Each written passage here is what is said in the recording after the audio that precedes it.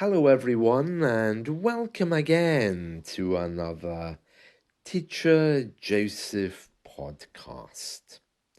Yesterday, I was telling you about the St. George's Day celebrations, which were taking place in London. And today, in our media, there's a mixed bag of stories. A mixed bag means some good and some bad, relating to yesterday in London. As I mentioned, St. George's Day can be a little bit controversial because the day is often heavily politicized. English and British people generally are reclaiming their right to proclaim themselves as Scottish or English rather than simply saying they're British. Today, in our media, there are some pictures of some of the celebrations which took place yesterday. There's Morris dancers. Now, Morris dancers are very specifically English traditional dancers who sometimes appear when there's English, very specifically English celebrations. It's like an English folk dance. Now, many people don't know this, but in the same way as you have Scotland with bagpipes, and you have Irish people doing river dancing and talking in Irish, in England they have Morris dancers. Now, this is often overlooked because it's not so well known. In a country which is full of diversity, English traditional things often get overlooked. Of course, there's the traditional English pubs. That's one thing which English people recognize as being something which belongs to them, but they do also have some dancing. Morris dancers are usually men who wear white suits with some red sashes across their body. They're often wielding white flags and have bells tied to their legs to make noises as they move. We use the word wield when someone is handling a flag or a weapon or generally holding something. You might recognize that word from the headlines in the newspaper. Bad man wielding a weapon was taken away by police.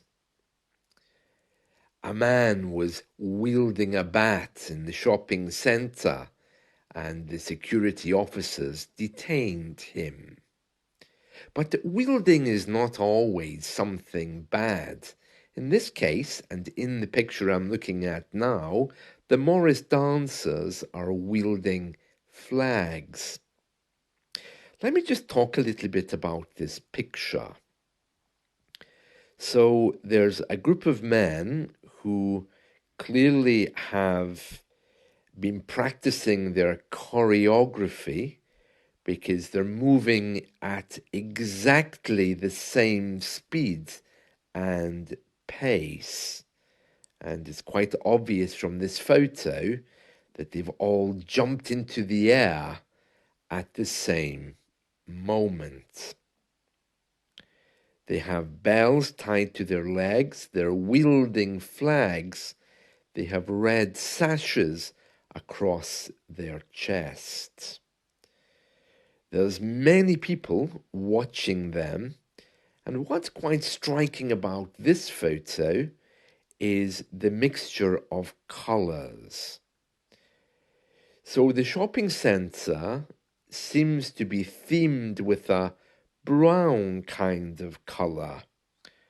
On one side there's an espresso bar, which is kind of brown. It has a brown sign, a dark brown doorway, and on the other side of the photo there's a pub which has the same colours: brown columns, brown sign, dark brown doorway.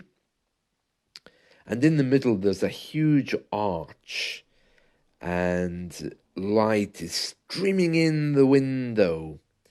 And as it streams in, it really brightens up this shopping centre, and it makes these Morris dancers look probably more interesting than they actually are. Morris men, Morris dancers, have been around England since the 15th century, probably earlier. And if you see them on the street, they would kind of, now this is going to sound a little bit strange, okay? But if you think of the Hare Krishna people, you know, the ones who go through the streets and they're dancing and singing with bells, chanting Hare Krishna, it's something kind of similar, but without the Indian references, of course. But they have the same kind of sounds. They have bells ringing tied to their legs. They have these little hand bells that they use. But of course, the costume is completely different. All of these Morris men seem to be having beards on their faces, and I'm sure that's not a coincidence. But they are moving rather slowly through this shopping centre, and that's what they're known for, these Morris dancers. So that was one photo, very nice photo, which was taken yesterday during the St. George's Day celebrations. Now, as I was mentioning to you yesterday, St. George's Day celebrations are kind of new. In history, we didn't really celebrate George's Day or any of the patron saint days. So now it's become a day of nationalism, but also a day of protest. I'm going to read for you a little story that appeared in our newspaper called The Independent. And it's because the police arrested some people at another St. George's Day parade. When the police arrest people, it means they take them away and they maybe give them a penalty, or they formally charge them with some kind of criminal offence. So let's read this story together. It says, a St. George's Day parade in central London yesterday turned violent, with police in riot gear. That just means riot clothing. You know, they were holding shields, batons, and they were wearing protective clothing. Police in riot gear clashing with men covered in England flags. More than a dozen officers, including police on horses, fought, past tense of fighting, with a crowd of men in London as they were causing some problems in London. 6 people were arrested, 4 outside of a pub. 3 people were arrested because they assaulted an emergency worker, and someone else hit one of the police horses with an umbrella. It seems that crowds had been listening to some speeches by one of our politicians. I'm not sure if he's actually a politician, but he's someone who always gives very fiery speeches that makes English people feel very nationalistic. He was in jail for a while, and because he's been charged and because he gives these fiery speeches, I'm not going to mention his name. It says here that police said this parade could go ahead, but warned people that they had to stay within a certain area and they had to behave. But some people didn't obey the orders of the police. So the police came with their horses to restore public order. I think probably some of these people had been drinking. And when that happens, of course, there's always difficulties. And speaking of drinking, another headline in our newspaper today is that the government have realized that if they switch our National Health Service away from coffee to decaffeinated drinks, they could save a lot of money. Now, as you know, our government operates many care homes here. Older people who don't have family to live with often end their life inside a nursing home or some kind of care facility. And it says here that care home residents switching their hot drinks could save the National Health Service £85 million per year, a new study has found. And what they're saying is that if people drink decaffeinated drinks, they won't have to go to the bathroom so often, and they won't fall trying to reach the bathroom so often.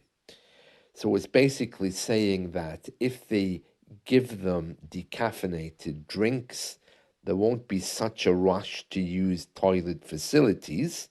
They may not have an accident, and they may not have to rely on staff to take them to the bathroom so urgently. It says here that after testing this, they've discovered that decaffeinated drinks have been shown to reduce toilet urgency amongst certain groups of people, and it's reduced falls in care homes by 30%. And if this plan goes ahead, decaffeinated drinks may be ruled out across the NHS into hospitals and other health service caregiving areas. That sounds terrible, doesn't it? So our governments really are kind of grasping at straws, as we say in England, to save some money if they're honestly considering taking away coffee from older people. It seems very strange, that, doesn't it? As I mentioned before, our government love to play the part of our mother and tell us what we can and can't do and what's good for us and what isn't.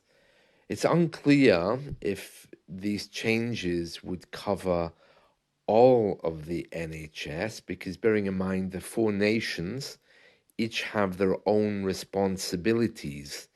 There's NHS Scotland, National Health Service Scotland, National Health Service England, and the same for Northern Ireland and Wales. So I don't know exactly whether they would implement that for the whole of the NHS, I would guess it probably would be only for England, I suppose. And I suppose residents in care homes will simply ask their families or will ask people to get them real coffee. I mean, I would imagine one of the little luxuries anyone getting up in the morning would need would be their coffee. And I'm sure the staff will have their own supplies of coffee as well. Well, as we often say, whatever kills you, let me see, it's not whatever kills you, it's what doesn't kill you makes you stronger. That's what they say, isn't it? And that was a song by Kelly Clarkson. And strangely, it's her birthday today. So I think What Doesn't Kill You Makes You Stronger was a song that we went through a few weeks ago. So happy birthday to Kelly Clarkson. I don't know how old she is, but it's a beautiful song. What doesn't kill you makes you stronger. That's it from me. I hope you've enjoyed this. Let's talk again soon. See you. Bye.